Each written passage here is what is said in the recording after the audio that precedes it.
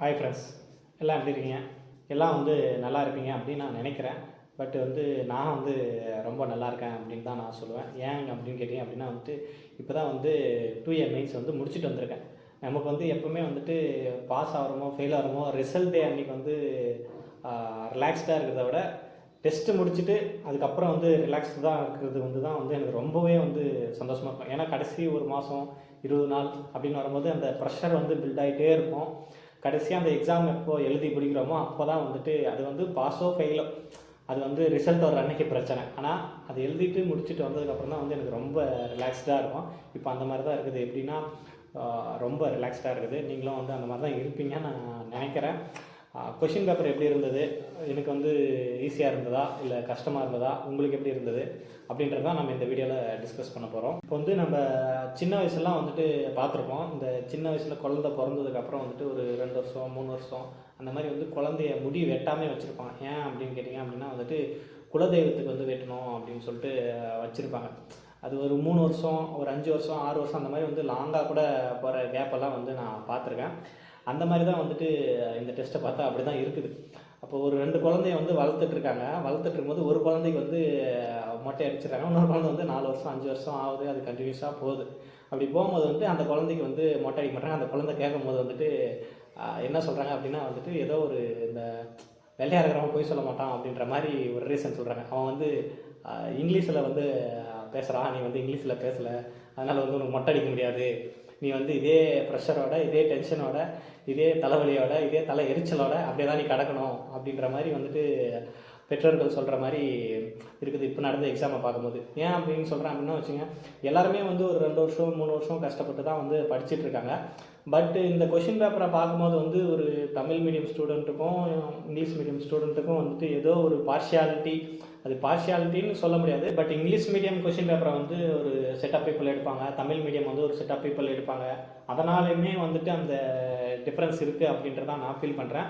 ஏன்னா இப்போ நம்ம தமிழ் மீடியம்க்கே வெறும் கிராமர்ன்றதுனால, வெறும் இலக்கணம் அப்படின்றதுனால 10th ஸ்டாண்டர்ட் வரைக்கும் தான் கொடுத்துருக்காங்க. அது கொஞ்சம் ஈஸியான டாப்பிக்காக தான் இருக்கும். அதே மாதிரி இங்கிலீஷ் மீடியமுக்கு அதே மாதிரி தான் கொடுத்துருக்காங்க. ஆனால் கொஷின் எடுக்கும்போது ஆல்ரெடி இது இந்த ஃபஸ்ட் டைம் நடக்குதா அப்படின்னு கேட்டிங்கன்னா இல்லை, ஆல்ரெடி ப்ரிலிம்ஸ் இதே சேம் ப்ரிலிம்ஸில் இந்த பிரச்சனை வந்தது. ஏன்னா என் கூட படித்த நிறைய பேர், அதாவது என்னுடைய நண்பர்கள், என் கூட படித்தவங்க கிடையாது, எனக்கு முன்னாடி இருந்து படித்தவங்களே நிறைய பேருக்கு தமிழில் கொஞ்சம் டஃப்பாக இருந்தது. அவங்கள இந்த எக்ஸாம் மெயின்ஸ் எழுத விடாமல் பண்ணுற அளவுக்கு ஓரளவு கொஷின்ஸ் இருந்துச்சு. இங்கிலீஷ் மீடியம் எழுதுறவங்களுக்கு நிறைய பேர் கேட்ட வரைக்குமே ஒரு 5ல் 4 பேர் இங்கிலீஷ் மீடியம் செலக்ட் ஆகிருக்காங்க அப்படின்னா அப்புறம் 5ல் 1 2 அந்த மாதிரி தான் தமிழ் மீடியம் செலக்ட் ஆகிற அளவுக்கு தான் ப்ரிலிம்ஸில் கொஷின்ஸ் இருந்துச்சு. பட் அது முடிஞ்சு போச்சு.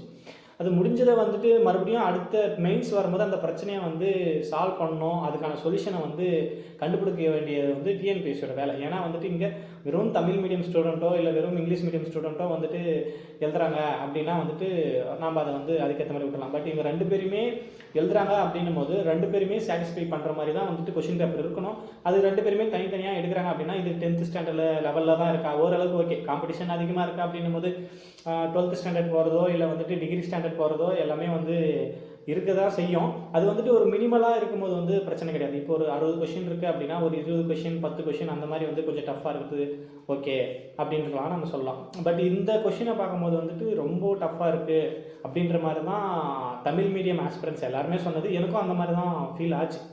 இங்கிலீஷ் மீடியம் ஸ்டூடெண்ட்ஸை கேட்கும்போது ஓரளவுக்கு ஈஸியாகவே இருந்தது. இது ப்ரிலிம்ஸ்லையும் அதே மாதிரி தான் இருந்தது, இப்போ மெயின்ஸ்லேயும் அதே மாதிரி தான் ஒப்பீனியன் கொடுத்தாங்க. அதனால் அதை சால்வ் பண்ணுறதுக்கான இப்போ நம்ம பேசிக் ஒரு ஆஸ்பிரண்ட் அப்படிங்கும்போது நம்மளால் ஒன்றும் பண்ண முடியும். பட் டிஎன்பிசின்றது ரொம்ப பெரிய அமைப்பாக இருக்கும்போது, ஒரு தன்னாட்சி அமைப்பாக இருக்கும்போது அதுக்கான சொல்யூஷனை ஈஸியாக கண்டுபிடிக்கலாம். அது கண்டுபிடிக்கிறதுக்கான நிறைய வேலைகளை செஞ்சால் தான் அது டிஎன்பிசி மேலே இருக்கிற ஒரு நம்பிக்கையோ இல்லை எக்ஸாம் படிச்சுட்டு இருக்கிறவங்களுடைய கான்ஃபிடென்ட்டோ அதிகமாகும். இப்போ இதே மாதிரி நடந்துட்டுருக்கு அப்படின்னா நிறைய பேர் ஃபீல்டை விட்டு வெளியே போகிறதுக்கோ இல்லை அவங்க ஒரு 2 வருஷம் 3 வருஷம் ஒரு 5 வருஷம் வேஸ்ட் பண்ணுறவங்க, 6 வருஷம் வேஸ்ட் பண்ணுறவங்க, அவங்களுடைய டைம் எல்லாம் வெறும் நம்ம சாதாரணமாக எடுத்துக்க முடியாது. ஏன்னா ஒரு 6 வருஷம் போட்டிருக்காங்க அப்படின்னும் போது அது 6 வருஷமாக அதுதான் லைஃப் அப்படின்னும் போது ஏதோ ஒரு ஃபார்மாலிட்டிக்கு ஏதோ கொஷின் எடுத்தோம், அவங்க தமிழ் மீடியம் எடுத்தாங்க, இவங்க இங்கிலீஷ் மீடியம் எடுத்தாங்க, மெர்ஜ் பண்ணிட்டு போயிட்டாங்க அப்படின்ட்டு நம்ம இதை கிராஸ் பண்ணி போக முடியாது. ஏன்னா அவ்வளோ எஃபெக்ட் போட்டு படிக்கிறாங்க அப்படின்னும் போது அது எல்லாத்தையும் நம்ம கன்சிடர் பண்ணி பார்க்கணும். இதுக்கான சொல்யூஷன்லாம் டிஎன்பிசி கண்டுபிடிக்கணும். இப்போ வந்துட்டு நான் எப்படி வந்து எக்ஸாம் எழுதினேன், எனக்கு வந்து ஈஸியாக இருந்துச்சா, கஷ்டமாக இருந்துச்சா, அதுதான் இப்போ நாம பார்க்க போகிறோம். நான் வந்து தமிழ் மீடியம் தான் எழுதினேன். எனக்கு வந்துட்டு ஈஸியாக இருந்துச்சா கேட்டிங்க அப்படின்னா, ஈஸியாக இல்லை அப்படின்னு தான் நான் சொல்லுவேன். ஏன் ஈஸியாக இல்லைன்னா, மற்ற ஆஸ்பிரண்ட்ஸோட எனக்கு கொஞ்சம் ஏன் ஈஸியாக இல்லை அப்படின்னு பார்த்தீங்க அப்படின்னா, எப்பயுமே வந்து நான் தமிழ் தான் ஃபஸ்ட்டு அட்டெண்ட் பண்ணுவேன். ஏன்னா வந்து நமக்கு தமிழ் வந்து மேக்ஸிமம் தெரிஞ்சிருக்கும். அதாவது நம்ம லாங்குவேஜ் இப்போ நீங்கள் இங்கிலீஷ் எடுக்கிறீங்க அப்படின்னாலும், இல்லை தமிழ் எடுக்கிறீங்க அப்படின்னாலும், லாங்குவேஜ் கொஞ்சம் ஈஸியாக இருக்கும் அப்படின்ற ஒரு தாட்டில் நான் லாங்குவேஜை அப்ரோச் பண்ணுவேன். ஒரு 40 கொஸ்டின்ஸ், ஒரு 45 கொஸ்டின்ஸ் போட்டோம்னாலுமே, அதுக்கடுத்து வந்து நான் ரீசனிங் போடுவேன். அப்படி போட்டனாலுமே நமக்கு இங்கே ஒரு 45, அங்கே ஒரு 35 ஒரு 30 வந்துச்சு அப்படின்னா, நமக்கு ஒரு 70, 75 ஓகே 75 போட்டோம். இன்னும் ஒரு 75 போட்டால் ஒரு ஒரு 150 ஒரு கட் ஆஃப்குள்ளே இருப்போம் அப்படின்ற தாட்டில் தான் நான் எப்பவுமே வந்து அப்ரோச் பண்ணுவேன். அதே மாதிரி தான் வந்துட்டு நேற்று அப்ரோச் பண்ணேன். அது வந்துட்டு தமிழ் மீடியம் கொஷின்ஸ் வந்து ஆல்ரெடி எழுதுனவங்க, தமிழ் எழுதுனவங்க எல்லாருமே தெரிஞ்சிருக்கும். பட் அது வந்து நம்ம அதை பின்னாடி பார்ப்போம். ஏன்னா அதில் சொல்கிறதுக்கு கொஞ்சம் நிறைய இருக்குது அப்படின்னு நான் நினைக்கிறேன். ஏன்னா அது பார்த்த உடனே எனக்கு தெரிஞ்சு போச்சு. அதிலே வந்துட்டு எனக்கு கொஞ்சம் அப்செட் ஆயிடுச்சு. அதுக்கப்புறம் ரீசனிங் போயிட்டேன். ரீசனிங் போகும்போது வந்துட்டு எனக்கு ரீசனிங் எப்படி இருந்துச்சு அப்படின்னா, மாடரேட்டாக தான் இருந்தது. ஆனால் சிம்பிளாக இருந்ததுன்னு தான் சொல்லணும். அந்தளவுக்கு தான் கொஷின் இருந்தது. ஆனால் எனக்கு வந்து ஏன் மாடரேட்டாக தெரியுது அப்படின்னா, நான் முதல்ல தமிழ் அட்டன் பண்ணிவிட்டு, அதனால் எனக்கு வந்து கொஞ்சம் டவுனாக ஃபீல் பண்ணேன். ஏன்னா நமக்கு இருக்கிறதே ஒரு 3 ஹவர்ஸ். அதிலே வந்துட்டு நம்ம வந்து ரிகவர் ஆகுதுன்றது அவ்வளோ சாதாரணமான விஷயம் கிடையாது. ஒரு கொஷினை பார்த்து நம்ம டவுன் ஆகிட்டோம் அப்படின்னா, அது வந்து ரிகவர் பண்ணுறது அவ்வளோ ஈஸி கிடையாது. அதனால் எனக்கு சிம்பிளாக இருந்த ரீசனிங்கே கொஞ்சம் கஷ்டமாக இருந்த மாதிரி ஒரு மாதிரி ஃபீல் ஆச்சு. பட் இருந்தாலும் ஓரளவுக்கு ஆவரேஜாக போட்டு முடிச்சதுக்கப்புறம் வந்துட்டு ஜிஎஸ் எப்பவுமே வந்து உங்களுக்கே எல்லாருக்குமே தெரியும். ஜிஎஸ்ன்றது ஒரு கடல். அந்த கடலில் வந்துட்டு நம்ம வேணுன்ற மீனை தான் பிடிக்க முடியும். நம்ம படித்த எந்த மீனை பிடிக்கிறதுக்கு வந்து ப்ராக்டிஸ் பண்ணியிருக்கோமோ அந்த மீனை தான் வந்து பிடிக்க முடியும். அது பாட்டுக்கு போயிட்டே இருக்கும். அந்த மாதிரி நான் ஜிஎஸ் போடும்போது, ஆனால் எனக்கு ப்ரிலிம்ஸ் ஜிஎஸோட மெயின்ஸ் ஜிஎஸ் ஓரளவுக்கு வந்துட்டு நார்மலாக இருந்த மாதிரி தான் இருந்தது. கொஞ்சம் சிம்பிளாக இருந்த மாதிரி. ஏன்னா 2A ப்ரிலிம்ஸ்லேயே வந்துட்டு பார்க்கும்போது கொஞ்சம் டஃப்பாக இருந்த மாதிரி, ஜிஎஸ் வந்து டஃப்பாக இருந்த மாதிரியும், இப்போ இருந்த ஜிஎஸ் வந்து கொஞ்சம் ஈஸியாக இருந்த மாதிரி தான் இருந்தது. பட் அதில் வந்து இப்போது ரீசனிங்காக இருக்கட்டும், ஜிஎஸ்ஸாக இருக்கட்டும், இது 2 பேருக்குமே வந்துட்டு காமன். அப்படி காமனாக இருக்கும்போது அது ஈஸியாக இருந்தாலுமே தமிழ் மீடியமுக்கும் ஈஸி தான், இங்கிலீஷ் மீடியமுக்கும் ஈஸி தான். அது கஷ்டமாக இருந்தாலுமே இங்கிலீஷ் மீடியமுக்கும் கஷ்டம் தான், தமிழ் மீடியமுக்கும் கஷ்டம் தான். அப்போ அந்த இடத்துல வந்து ஈஸியாக, மீடியமாக, கஷ்டமாக அப்படின்னு நம்ம பார்த்தோம் அப்படின்னா, அதை வந்து நம்ம அதை டிசைட் பண்ணவே முடியாது. ஏன்னா எல்லாருக்குமே காமனாக இருக்கிறது காமன் தான். அது வந்து ப்ரிப்பேர் பண்ணியிருந்தாங்க அப்படின்னா அது சேம் தான் எல்லாருமே. ஆனால் இப்போ வந்து நம்ம தமிழ்னு பார்க்கும்போது தமிழ் எப்படி இருந்துச்சு அப்படின்னா, எனக்கு வந்து கொஞ்சம் ரொம்பவே டஃப்பாக இருந்துச்சு அப்படின்னு தான் நான் சொல்லுவேன். ஏன்னா ஆவரேஜாக பார்க்கும்போதே ஒரு 40 கொஷின்ஸ் 45 கொஷின்ஸ் போடலாம் அப்படின்ற ஸ்டேஜில் ப்ரிப்பேர் பண்ணியிருக்கும் போது, இந்த கொஷின்ஸ் வந்து நான் பார்க்கும்போது வந்து எனக்கு அட்டன் பண்ணுறேன். ஃபஸ்ட்டு ஒரு 2 கொஷின் பார்க்குறேன் தெரில, 3 கொஷின் பார்க்குறேன் தெரில, ஒரு 7 கொஷின் கிட்ட 8 கொஷின் கிட்ட பார்க்குறேன். வந்துட்டு அது பார்க்கும்போதே எனக்கு ஒரு கொஷின் தான் என்னால் அதை மார்க் பண்ண முடிஞ்சது. அதுக்கப்புறம் 2வது டைம் பார்க்கும்போது அதில் ஒரு சில கொஷின்ஸ்லாம் ஃபில்டர் பண்ண மாதிரி இருந்தது. ஆனால் ஸ்டார்டிங் எடுத்த உடனே வந்துட்டு அதை பார்க்கும்போது வந்து ஒரு 7 கொஷின் 8 கொஷின் பார்க்கும்போது ஒரு கொஷின் தான் போடுறோம், அந்தளவுக்கு எடுத்திருக்காங்க அப்படின்னு பார்க்கும்போது கொஞ்சம் ரொம்பவே வந்து கஷ்டமாக இருந்தது. அந்தளவுக்கு தான் எடுத்திருக்காங்களா, இல்லை அவங்க சொன்ன ஸ்டாண்டர்டில் தான் இருந்துச்சா அப்படின்னு பார்த்தீங்கன்னா, என்ன கேட்டால் இல்லைன்னு தான் நான் சொல்லுவேன். ஏன்னா இப்போ நான் குரூப் 4 படிக்கும்போதுமே 10th ஸ்டாண்டர்ட் வரைக்கும் மேக்ஸிமம் எல்லாத்தையுமே வந்துட்டு எது கேட்டாலுமே சொல்கிற அளவுக்கு கிராமரை பொறுத்த வரைக்குமே பக்காவாக தான் படிச்சிருக்கேன் அப்படின்னு நான் நம்புகிறேன். ஆனால் இது அந்த ஸ்டாண்டர்டில் இருந்துச்சா, இது அந்த ஸ்டாண்டர்டில் இருக்கணும்னு ஒன்றும் அவசியம் கிடையாது. ஏன்னா இப்போ வந்து நம்ம மெயின்ஸ் எழுதுகிறோம், ஆல்ரெடி படித்தவங்கள ஃபில்டர் பண்ணுறதுக்கான எக்ஸாம் தான். அப்படின்னும் போது இது டஃப்பாக தான் இருக்கும். இந்த 2A மெயின்ஸுக்கான டஃப்னஸ் இது வந்து ஓகே தான் அப்படின்னு நான் சொல்லுவேன். இந்தளவுக்கு டஃப்பாக இருந்தால் தான் ஃபில்டர் பண்ண முடியும் அப்படின்ற விதத்தில் இந்த கொஷின் ஓகே அப்படின்றது தான் என்னுடைய ஒப்பீனியன். ஆனால் ஒரு இங்கிலீஷ் மீடியமோட கம்பேர் பண்ணும்போது அவங்களுடைய கொஷின்ஸ் வந்து ஒரு 10th ஸ்டாண்டர்ட்லையோ 12th ஸ்டாண்டர்ட்லையோ அந்தளவுக்கு தான் வந்து இருந்த மாதிரி. இது வந்துட்டு ஒரு டிகிரி ஸ்டாண்டர்டை தாண்டி ஒரு ஃபுல் அண்ட் ஃபுல் வந்துட்டு தமிழை வந்து நல்லா படித்து அதை இலக்கணம் நல்லா புரிஞ்சு அவங்களால இருந்தால் தான் எழுதவே முடியும். அந்த மாதிரி இருந்தால் தான் வந்துட்டு இது பண்ண முடியும், கரெக்டாக வந்து அப்ரோச் பண்ண முடியும் அப்படின்ற ஸ்டாண்டர்டில் இருந்ததா நிறைய பேர் சொன்னாங்க. எனக்கும் அந்த மாதிரி தான் ஃபீல் ஆச்சு. ரொம்பவே வந்துட்டு கொஞ்சம் கஷ்டமாக இருந்தது. ஏன்னா இப்போ இங்கிலீஷ் மீடியமுக்கும் கஷ்டமாக இருந்தது அப்படின்னும் போது அது நமக்கு எந்த பிரச்சனையும் தராது. அவங்களுக்கும் கஷ்டமாக இருக்குது, நமக்கும் கஷ்டமாக இருக்குது அப்படின்ட்டு தான் நமக்கு தோணும். அதனால் வந்துட்டு ஈஸியாக இருக்குது. ஆனால் இப்போ நான் என்னுடைய நண்பர்களே வந்து இங்கிலீஷ் மீடியம் எழுதுனவங்களை கேட்கும்போது வந்து ஈஸியாக இருந்தது. ஆனால் எனக்கு 2த்தையும் சேர்த்து வந்து 90 போட்டேன், 92 போட்டேன் அப்படின்னு சிலர் ஒப்பீனியன் சொல்லும்போது, இப்போ நமக்கு இங்கே வந்து ஒரு 80 இப்போ ரீசனிங் முடிச்சிட்டாலுமே இதில் வந்துட்டு ஒரு 50 எடுக்கிறதுன்றது ரொம்ப கஷ்டமான வேலை. ஒரு 45 எடுக்கிறதுன்றதே ரொம்ப கஷ்டமான. ஏன்னா ஆப்ஷனை வந்து ஃபில்டர் பண்ணுறது வந்து ரொம்பவே கஷ்டமாக இருந்தது. எங்கேயுமே வந்து இதெல்லாம் வந்துட்டு புக்கில் இருக்கா, இல்லை வந்து எங்கே தேடுறது, எங்கே படிக்கிறது, அந்த மாதிரியான ஒரு இதுவே இல்லை. ஒரு ப்ராப்பரான கைடன்ஸ் இல்லை. கைடன்ஸ் எல்லாம் மீன்ஸ் வந்துட்டு இப்போ ஒரு மாடல் கொஷின் பேப்பர் கொடுத்துருந்தாங்க அப்படின்னா, நாங்கள் இந்த ஸ்டாண்டர்டில் தான் கேட்க போகிறோம் அப்படின்னா நம்ம அதை ஈஸியாக படித்து, ஏன்னா தமிழ் படிக்கிறது வந்து அவ்வளோ கஷ்டமான எனக்கு வேலை கிடையாது. ஏன்னா வந்து நம்மளுடைய மதர் டங் அப்படின்றதுனால அது வந்து படிக்கிறது ஈஸி தான். இப்போ கிராமரவே இது வந்துட்டு கஷ்டமான கிராமரா அப்படின்னு கேட்டிங்க அப்படின்னா வந்துட்டு கஷ்டமான கிராமர் கிடையாது. ஆனால் இதை நீங்கள் வந்து இதுதான் இந்த மாடலில் தான் நாங்கள் கேட்க போகிறோம், இந்த சிலபஸில் தான் கேட்க போகிறோம்னு சொல்லியிருந்தால் இதையுமே வந்துட்டு ஈஸியாக படித்து முடிச்சுட்டு இருக்கலாம். எனக்கு அந்த ஈஸியாக படித்து முடிச்சுட்டு இருக்கலாம் அப்படின்றதுனாலேயே இந்த கொஷினை வந்துட்டு கஷ்டமாக கேட்டாங்களோ. ஏன்னா ஒரு ஒரு கொஷின் எடுக்கிறவங்களுடைய ஆஸ்பிரண்ட்டில் பார்க்கும்போது எல்லாரும் அவங்களுடைய தாட் என்ன அப்படின்னா, எல்லாருமே வந்து தமிழ் மீடியம் ஸ்டூடெண்ட் தான், அது எல்லாருக்குமே இது வந்து நல்லா படிச்சிருப்பாங்க. இப்போ நம்ம ஆவரேஜாக கேட்டோம் எல்லாம் நல்லா ஸ்கோர் பண்ணிடுவாங்க அப்படின்ற அந்த ஆஸ்பெக்ட்லேயே வந்துட்டு கொஞ்சம் ஒரு வேளை டஃப்பாக எடுத்தாங்களோ. எனக்குமே அப்படி தான் தோணுது. ஏன்னா இப்போ எல்லாருமே தமிழ் நல்லா படிக்கிறாங்க அப்படிங்கும்போது கொஞ்சம் நம்ம சிம்பிளாக எடுத்துட்டோம் அப்படின்னா ஈஸியாக பாஸ் பண்ணிடுவாங்க. அதனால் வந்து கொஞ்சம் டஃப்பாக கேட்கணும் அப்படி அது வந்து ஓகே, அதில் வந்து எந்த பிரச்சனையுமே இல்லை அப்படின்னு நான் சொல்லுவேன். ஆனால் இதே அளவுக்கு வந்து ஒரு ஈக்குவலாக எழுதுகிறவங்க வந்துட்டு அதே ஸ்டாண்டர்டில் எடுத்துருக்காங்களா அப்படின்றது மட்டும்தான் இப்போதைக்கு இருக்கிற பெரிய பிரச்சனை. டஃப்பாக இருக்கிறதுல வந்து எந்த குறையுமே, ஏன்னா எல்லாருக்குமே டஃப்பாக இருந்துச்சுன்னா 150 தான் கட் ஆஃப் வருது அப்படின்னா 150 தான் கட் ஆஃப்.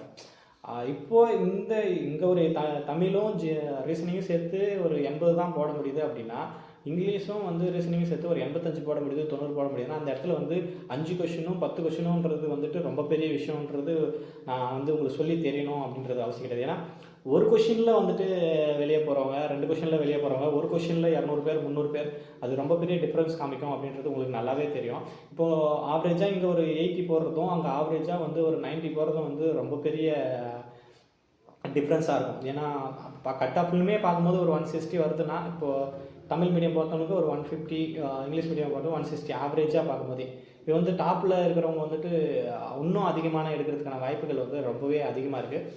இந்த மாதிரியான பிரச்சனைகள்லாம் சால்வ் பண்ணுறதுக்கு ஏதாவது சொல்யூஷன் வந்து டிஎன்பிஎஸ்சி தான் கண்டுபிடிக்கணும். நம்மக்கிட்ட ஏதாவது சொல்யூஷன் இருக்கா அப்படின்னா, எனக்கு தோணுனதும் என் நண்பர்கள் சொன்னதும் என்ன சொன்னாங்க அப்படிங்கும்போது, இப்போ நம்ம 1 எழுதும்போது வந்து 200 கொஷினுமே வந்துட்டு நமக்கு ஜிஎஸும் மேக்ஸும் அப்படின்னு முடியும் போது அது வந்து எல்லாருக்குமே காமன். இப்போ தமிழ் மீடியமாக படிக்கட்டும், இல்லை இங்கிலீஷ் மீடியமாக படிக்கட்டும், எப்படி வேணால் படிக்கட்டும், ஆனால் ஜிஎஸ்ன்னு பார்க்கும்போது வந்துட்டு எல்லாருக்குமே வந்து காமன். அப்போ அந்த மாதிரி வைக்கும்போது அங்கே வந்துட்டு ஒரு லாங்குவேஜ் பேஸ் பண்ணியோ இல்லை ஏதோ ஒரு இதை பேஸ் பண்ணியோ அங்கே வந்துட்டு நம்ம ஒரு பார்ஷியாலிட்டி காமிக்க முடியாது. ஏன்னா ஜிஎஸ் படிச்சிருந்தா நீ தமிழில் படிச்சிருந்தாலும் சரி, இங்கிலீஷில் படிச்சிருந்தாலும் சரி, அந்த நாலேஜ் இருந்துச்சு, ஜிஎஸ் நாலேஜ் இருந்துச்சு அப்படின்னா நீங்கள் வந்து அங்கே பாஸ் பண்ணலாம்.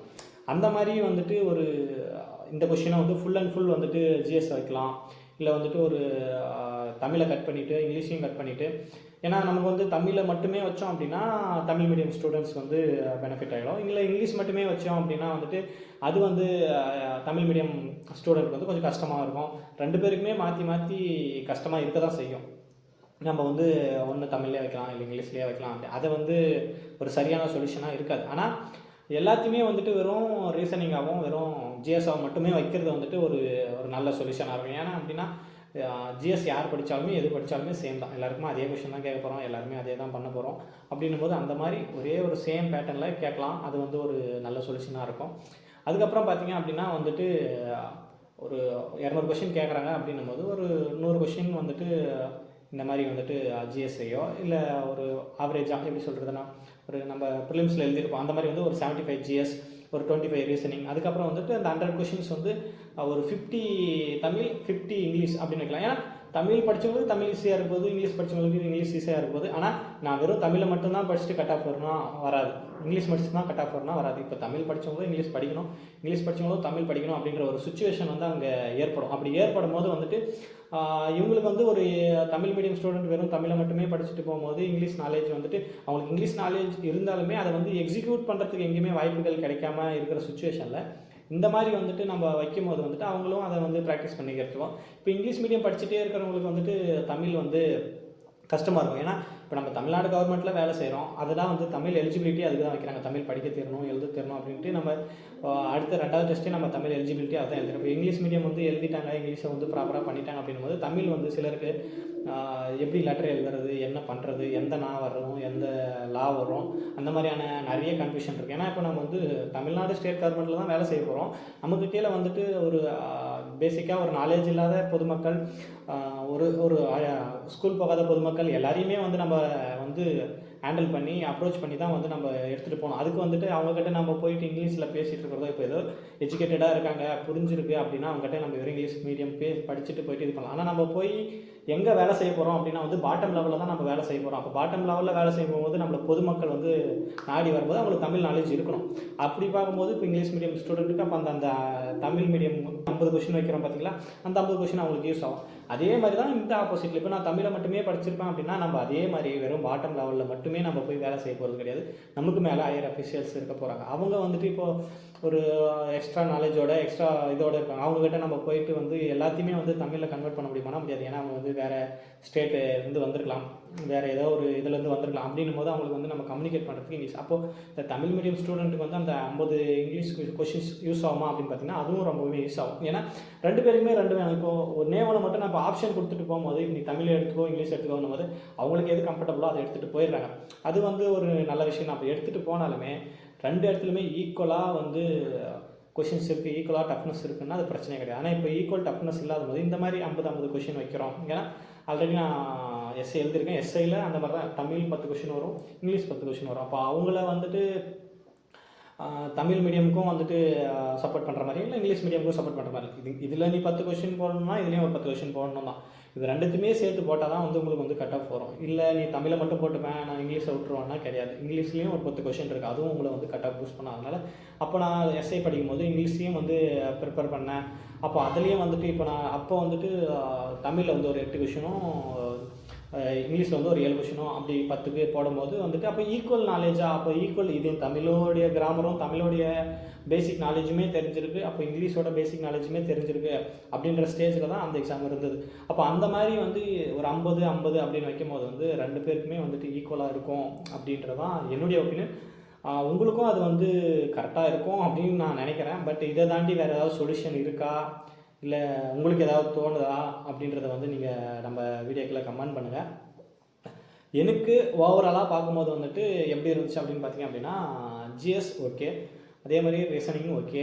ஆனால் தமிழும் ஓகேன்னு தான் நான் சொல்லுவேன். ஆனால் கம்பேரிட்டிவ்லி இங்கிலீஷ் கூட கம்பேர் பண்ணும்போது அது ஓகேவான்னு கேட்டிங்க அப்படின்னா ஓகே இல்லை அப்படின்றதான் என்னுடைய ஒப்பீனியன். அவங்களுக்கும் இதே டஃப்பாக இருந்துச்சுன்னா நம்ம வந்து சந்தோஷமாக இருந்தலாம். அவங்களுக்கும் டஃப், நமக்கும் டஃப். அவங்களும் கொஷின் போட முடியல, நம்மளும் கொஷின் போட முடியல அப்படின்ட்டு வந்துட்டு ஈஸியாக இருந்துட்டு போயிடலாம். அதை வந்து ஈஸியாக கிராஸ் பண்ணிட்டு போயிடலாம். ஆனால் அந்த இடத்துல தான் வந்துட்டு கொஞ்சம் ஓரளவுக்கு எனக்கு வந்துட்டு நமக்கு வந்து டவுனாக வந்து கொஞ்சம் ஃபீல் பண்ணுது. மற்றபடி வந்துட்டு எக்ஸாம் முடிச்சாச்சு. எக்ஸாம் முடிச்சிட்டாலே வந்து ஒரு ரொம்ப ரிலாக்ஸ்டாக இருக்கும், ரொம்ப ஃப்ரீயாக இருக்கும். ஏன்னா அது வந்து கடைசி ஒரு 2 நாள் வந்துட்டு 2 நாள்ன்றது கிடையாது, ஒரு வாரமே வந்துட்டு எனக்கு ஒரு மாதிரியாக இருந்தது, ரொம்ப ப்ரெஷர். ஏன்னா நம்ம எல்லாத்தையுமே படிச்சிருந்தாலுமே பார்க்கும்போது இது படிக்கலை அதை படிக்கலை அப்படின்ற டென்ஷனில் வந்து அந்த ஒரு வாரம் ஒன்றுமே படிக்க போகிறது கிடையாது. ஆனால் நம்ம எனி டைம் வந்து புக்கை வச்சுட்டு உக்காந்துட்டு தான் இருப்போம். ஆனால் மைண்ட் எங்கெங்கேயோ ஓடிட்டுருக்கோம். அந்த மாதிரியெல்லாம் ரொம்ப டென்ஷனாக இருந்தது. எப்படி சொல்கிறது, ஒரு 1000 கிலோ வந்து தூக்கி என் தலை மேலே வச்ச மாதிரி இருந்தது. ஆனால் இப்போ வந்து அது எழுதி முடிச்சுட்டு வந்தபோது வந்து ரொம்ப ரிலாக்ஸ்டாக இருந்தது. அது காலையில் ஒரு 12:30க்கு முடிக்கும்போது கூட அந்தளவுக்கு இல்லை. ஏன்னா ஒரு 3 ஹவர்ஸ் வந்து ரொம்பவே பரபரப்பாக வச்சுருந்தாங்க. ஒரு தண்ணி கூட குடிக்க முடியாத அளவுக்கு அப்படியே ஒரு 3 மணி நேரம் பேனா எடுத்ததும் கொஷின் பேப்பர் பார்த்ததும் திருப்பணும், அப்படியே தான் போச்சு. ஆனால் ஒரு 12:30 2:30க்கு வந்து நான் தமிழ் எலிஜிபிலிட்டி எழுதிட்டு ஒரு 1.5 hour 2 hours அந்த ரேஞ்சிலே எழுதி முடிச்சிட்டேன். அதுக்கப்புறம் கொஞ்சம் 5:30 வரைக்கும் உட்கார வச்சாங்க. ஏன்னா அதுக்கு முன்னாடி வந்து விட முடியாது இல்லையா. ஆனால் வந்து ஒரு 5:20க்கு ஒரு பெல் அடித்தாங்க. அந்த பெல் அடிக்கும் போது அப்படியே எனக்கு வந்து கை கால்லாம் பரதநாட்டியம் ஆரம்பிச்சிச்சு. ஆஹா, டெஸ்ட்டு முடிஞ்சிச்சுரா சாமி. எவ்வளோ நாள் வந்து ஒரு 5 மாதம் வந்து மண்டை ஃபுல்லாக அப்படியே ப்ரெஷரை வச்சுட்டு சுற்றிட்டு இருந்தோம். ரொம்ப கஷ்டமாக இருந்தது அப்படின்ட்டு வந்து ஒரு மாதிரி ஜாலியாக பரபரனாச்சுன்னா ஃபெயில் பாஸ் நம்ம ஒன்றும் பண்ண முடியாது. ஏன்னா அந்த 3 மணி நேரத்தில் நீங்கள் வந்துட்டு அது செதுக்கியிருந்தால் மட்டும்தான் வந்து அது சிலையாக தெரியும். நீங்கள் அந்த 3 மணி நேரத்தில் செதுக்கல அப்படின்னா ஒன்றும் பண்ண முடியாது, முடிஞ்சு போச்சு 3 மணி நேரம். அதுக்கப்புறம் நம்ம அதை பற்றி ஃபீல் பண்ணி ஒன்றும் யூஸ் கிடையாது. எவன் படிச்சிருக்கானோ, எவன் அந்த 3 மணி நேரத்தில் வந்துட்டு கரெக்டாக ப்ராப்பராக வந்து பண்ணியிருக்கானோ அவனுக்கு கன்ஃபார்ம் வந்து போஸ்ட் இருக்குது. நம்ம பண்ணிட்டோம், அது கரெக்டாக பண்ணியிருக்கோமா தப்பாக பண்ணியிருக்கோமா இல்லை வந்துட்டு எப்படின்றத ரிசல்ட் வந்தாலும் தெரியும். அதுவும் இல்லாமல் மேக்ஸிமம் இந்த ஆன்சர் கீ பார்த்தா இன்னும் கொஞ்சம் டென்ஷன் ஆகிடும். அதனால் ஆன்சர் கீயே நான் பார்க்குறது கிடையாது. ஆஃபிஷியல் ஆன்சர் கீக்கு விட்டால் பார்ப்பேன். அவங்க விடலை அப்படின்னும் போது வந்துட்டு டேரெக்டாக விடாமலாம் போக மாட்டாங்க, விடுவாங்க. விட்டதுக்கப்புறம் செக் பண்ணிக்கலாம். அதுக்கப்புறம் ரிசல்ட் டே அன்றைக்கி பார்த்துக்கலாம். அது வந்து அடுத்த கட்டம். இப்போதைக்கு நீங்கள் என்ன பண்ணணும் அப்படின்னா வந்துட்டு ஒரு நாள் ரெஸ்ட் எடுங்க, அவ்வளோதான். எனக்கு வந்து ஒரு ½ டே அவ்வளோதான் ரெஸ்ட்டு. நானும் வந்துட்டு அடுத்த கட்டத்துக்கு படிக்கணும் ஸ்டார்ட் பண்ணியாச்சு. அதே மாதிரி நீங்களும் ஒரு நாள் ரெஸ்ட் விடுங்க. ரெஸ்ட் விட்டுட்டு நீங்கள் பாட்டு படிச்சுட்டே இருங்க. கண்டினியூஸாக படிங்க. நல்லா பண்ணியிருந்தாலும் படிங்க, நல்லா பண்ணலனாலும் படிங்க. எப்படி இருந்தாலும் படிச்சுட்டே இருங்க. எப்போ நான் அதை ஸ்டாப் பண்ணணும் அப்படின்னு நீங்கள் என்கிட்ட கேட்டிங்க அப்படின்னா, நீங்கள் ஒரு வேலை வந்து ரிசல்ட் வந்துட்டாலுமே வந்து அதை ஸ்டாப் பண்ணக்கூடாது அப்படின்னு தான் சொல்லுவேன். ஏன்னா இப்போ நான் எழுதின எஸ்ஸே வந்து ரிசல்ட் வந்தாச்சு. நிறைய இஷ்யூஸ் எல்லாம் போயிட்டுருக்கு. இன்னுமே வந்துட்டு அவங்க வந்துட்டு வேலைக்கு போகல. அதனால் நீங்கள் கிளியர் பண்ணிட்டீங்க அப்படின்னு சொல்லி அதை ஸ்டாப் பண்ணாதீங்க.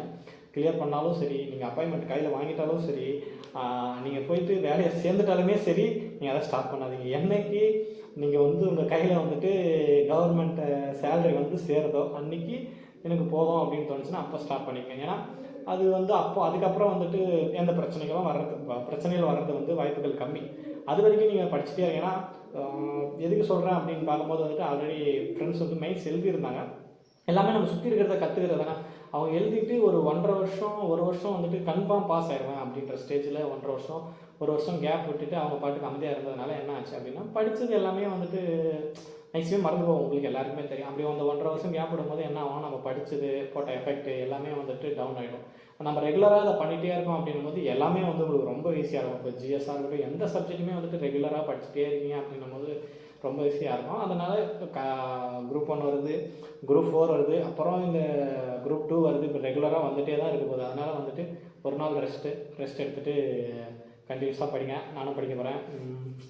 வேறு ஏதாவது இந்த வீடியோ பற்றி ஒப்பீனியனோ இல்லை யாராவது டவுட் இருந்துச்சோ, இல்லை நிறைய கேள்விகள் கேட்டிருக்கீங்க, அது இனிமேல் ரெகுலராக வந்து வீடியோ வரும். அந்த மாதிரி ஏதாவது கேள்விகள் இருக்குது, சந்தேகங்கள் இருக்குது அப்படின்னா கமெண்ட் பண்ணுங்கள். நம்ம சேனலுக்கு வந்து சப்ஸ்கிரைப் பண்ணி ஃபாலோ பண்ணிட்டு வாங்க. தேங்க்யூ.